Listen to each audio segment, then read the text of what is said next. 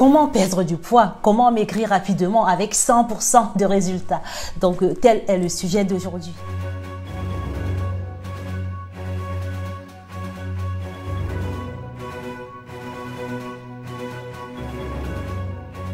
Plusieurs personnes ont demandé comment je peux faire pour perdre du poids assez rapidement et bien nombre de personnes aimeraient perdre du poids et voir directement sur leur balance de façon expressive, donc c'est-à-dire perdre 2 à 3 kilos voire plus par semaine.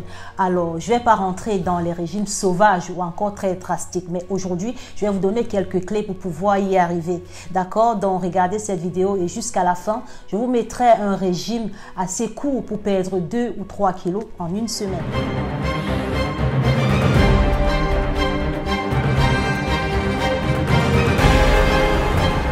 Perdre du poids rapidement, c'est-à-dire 2 à 3 kg par semaine.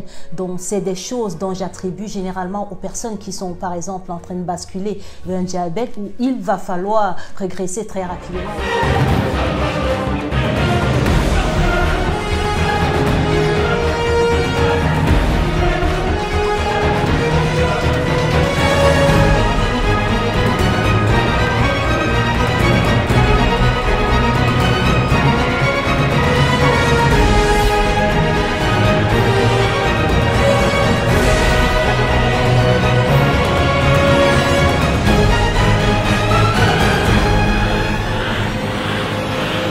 Envie de perdre du poids rapidement ou encore il devient urgent de perdre du poids rapidement pour faire régresser soit un diabète, soit un état d'hypercholestérolémie ou de triglycéridémie. Donc, c'est des clés dont je donne souvent. C'est pas sur un temps long. Il y en a qui sont venus me voir, qui étaient même en train de jeûner et qui m'ont demandé si c'était la bonne méthode pour perdre du poids. Écoutez-moi bien. Plus vous allez baisser en termes de calories dans votre alimentation, oui, vous allez perdre du poids. Donc, même si vous arrêtez de manger du jour au lendemain, comme bon nombre de personnes le font d'ailleurs, vous allez maigrir. Mais vous allez reprendre le jour où vous allez recommencer à vous alimenter. C'est clair et certain que vous allez reprendre même voire le double. Donc, tout est question de balance énergétique aussi, oui, parce que la différence ici et non ailleurs, c'est que vous allez perdre 2 à 3 kg pendant une semaine et puis vous n'aurez pas de sensation de faim pendant cette semaine. Vous allez surtout combler vos besoins en oligo-éléments, en nutriments, en vitamines. Donc, ce sera impératif que je puisse privilégier certains aliments des régimes draconiens. C'est sûr que vous aurez des carences parce que vous ne pourrez jamais combler vos apports nutritionnels. Donc, c'est pour ça que nombreux viennent me voir avec des carences en potassium, en magnésium, en fer et bien d'autres parce que ça va créer tout un bouleversement dans votre corps en fait. Nombreux de mes patients qui viennent souvent me voir mais qui ont commencé soit par se démerder tout seul ou à faire plein de régimes draconiens ont ce souci de carence. Et ces carences-là, c'est souvent dangereux parce qu'une carence, ça va entraîner tout un dérèglement en fait. Et puis, c'est comme un wagon de train. Hein. Quand ça s'arrête ici, rien d'autre ne marche et ça peut recréer d'autres désordres métaboliques. Plus vous baissez en termes de calories, plus vous perdez du poids. Et donc, pour aller droit au but, c'est clair que je vais vous empêcher de consommer des aliments très gras. Donc, c'est pas sorcier. 1 gramme de lipides libère jusqu'à 9 kilocalories. Donc, ce sera important qu'on passe peut-être de 2 cuillères à soupe, 10 cuillères à soupe d'huile, qu'on passe à 1 cuillère à café. Ce sera intéressant en termes de calories.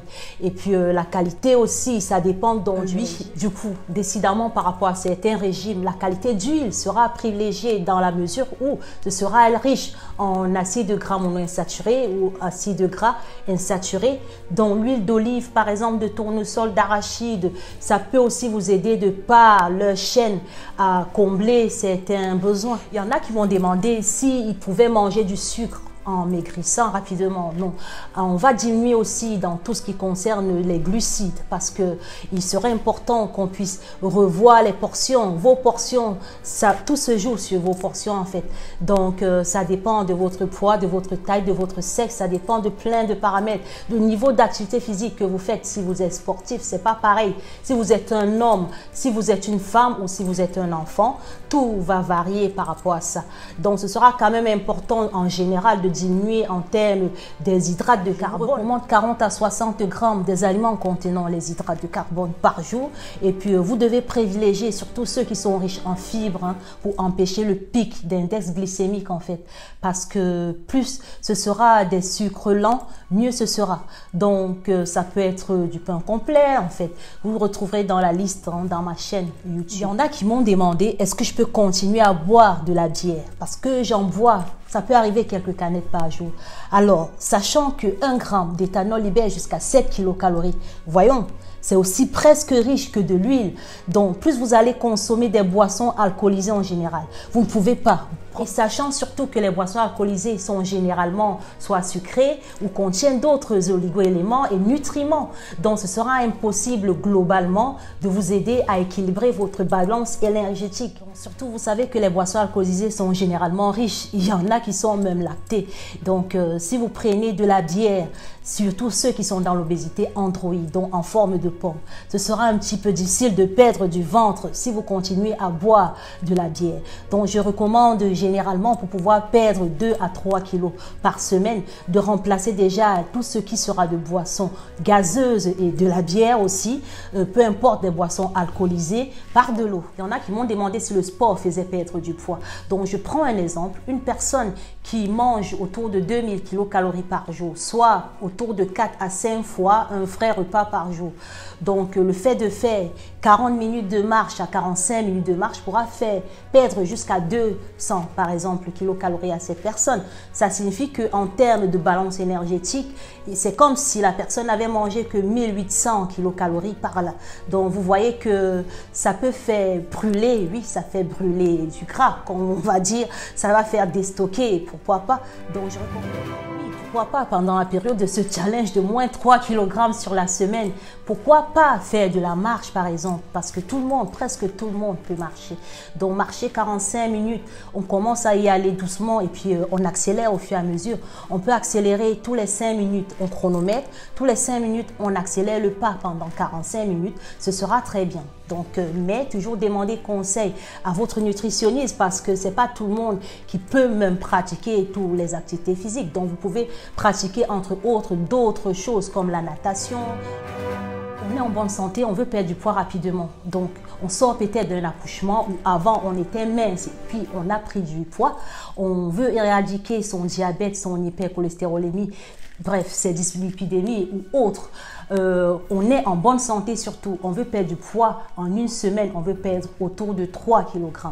Qu'est-ce qu'on doit manger concrètement? Donc, je recommande déjà d'intégrer dans son alimentation tout ce qui sera de bouillon, de légumes, tout ce qui sera d'infusion, mais éviter surtout ce qui sera d'excitant comme le café ou le thé parce qu'on n'a pas besoin de stress ou de dépression pendant. C'est des choses qui peuvent un petit peu exciter en fait. Donc, on va enlever tout ce qui sera d'excitant. Comment de dormir au moins 8 heures de sommeil et puis dès le matin prendre une infusion ou de l'eau citronnée par exemple, un fruit, un yaourt double zéro par exemple ou un fromage frais autour de 100 à 125 grammes. Je recommande à midi de faire une petite pause, de manger autour d'une demi-heure, donc de prendre le temps de s'alimenter et surtout dans son plateau repas, qu'est-ce qu'on doit mettre? Un peu de légumes cuits, on va mettre de la viande, ça peut être du poulet, de la dinde, du lapin, on va choisir une viande maigre, en tout cas du poisson et puis on va prévoir des crudités et puis en entrée, tout comme une portion de fruits et puis pour midi, on va rajouter un peu de féculents, on va choisir de la patate douce ou du quinoa, enfin, il faut que ce soit équilibré en fait, ou de la pomme de terre et puis on va respecter les portions. Si vous voulez savoir vos portions, posez-moi les questions et puis je vous dirai concrètement quelle portion il vous faut par rapport à votre taille, votre âge, votre sexe. Donc ça dépend de plein de paramètres et puis le soir, vous devez manger à peu près comme à midi. Adepte du grignotage ou pas, vous devez choisir à n'importe quel moment de la journée. Vous allez choisir un fruit, un produit laitier, ça peut être du fromage frais, ou un yaourt 0% ou un yaourt double zéro. Et puis une barre de céréales, ça dépend si vous êtes un homme ou une femme. Vous devez choisir. je recommande entre 15 et 16 heures parce que c'est des moments où on ressent ce petit creux. Donc, prenez toujours le temps, ayez toujours un rituel de repas. Donc, choisissez un moment calme, soyez en position assise. Tout ça, prenez le temps de manger parce que ça permet aux hormones comme la gréline de ressentir que vous êtes en train de manger et de pouvoir donner des signaux qui pourront faire en sorte que vous n'ayez pas très faim.